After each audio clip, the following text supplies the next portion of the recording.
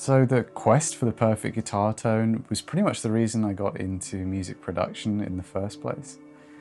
Right from the very start, I was kind of obsessed with chasing down these incredible tones that I was hearing on heavy records that I loved, but I just couldn't get anywhere even close to those with the digital tools that I had when I started out. And as a music writer, I became actually quite disillusioned because I just couldn't get my ideas recorded sounding powerful in the way that I wanted them to. So for years now, I've been kind of studying and experimenting with amps and cabs in a methodical way.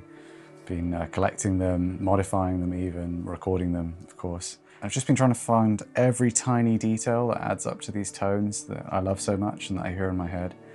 And through doing it relentlessly over and over again, I've finally been able to see the whole big picture and connect all the dots. And it's awesome, it's incredible, because now I can plug my guitar in and straight away get the kind of perfect tones that I've been chasing all my life.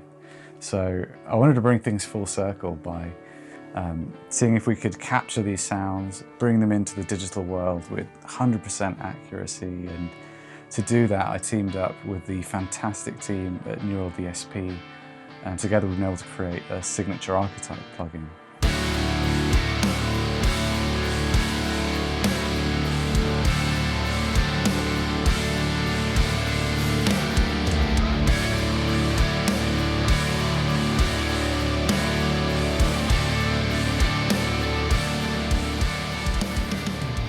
And it's been awesome working with them because they've been just totally down to recreate every single step of these signal chains that I've obsessed over. I mean, to get there, I learned to modify amps, so I've been tweaking the preamp filtering, tone stacks, power amp response, negative feedback.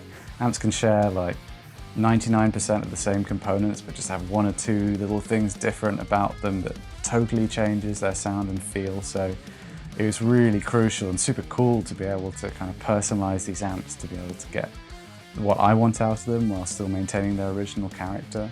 And I sent these amps over to the Neural guys, and they made these exacting copies, these digital versions of them, and I was absolutely blown away once they started sending me back the models, because they sounded exactly like the real thing, and I'm really picky about that kind of stuff.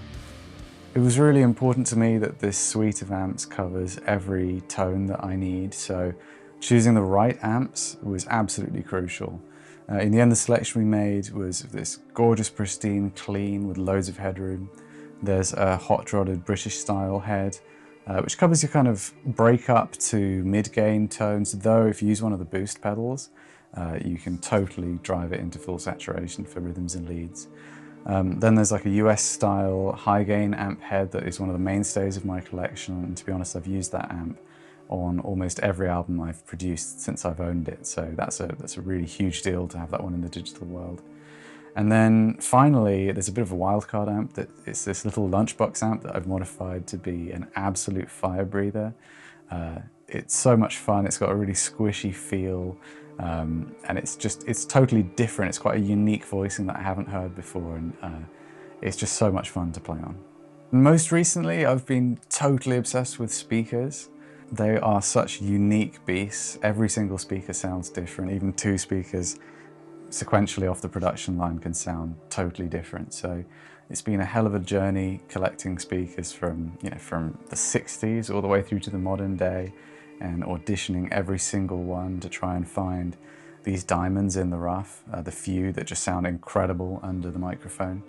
And then of course there's the cabinet enclosure that you put them in, and that's such a complicated relationship, and it's only been through really exhaustive kind of scientific testing that I've been doing that I've been able to finally figure out and find the perfect speaker and cab combinations to create all sorts of different tones, from kind of more vintagey to really modern sounds. So in the end, we've got like a 25-watt vintage cone in a British enclosure, a kind of 75-watt cone from the 80s. And these are really maligned speakers, but when you find a good one, they sound absolutely amazing.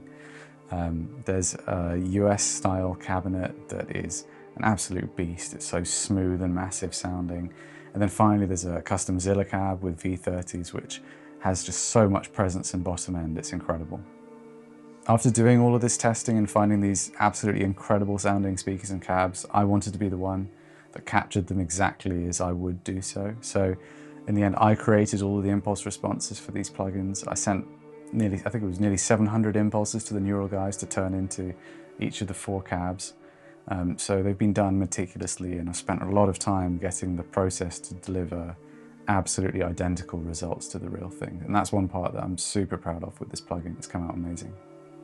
As a producer and a player, I make a lot of use out of pedals. They're just so fun and inspiring. They can be great problem solvers, and they're just really good at being able to give every guitar part in a song its own unique character too. So I make a lot of use out of boost pedals, and we put 2 into this plugin to cover different ranges of gain.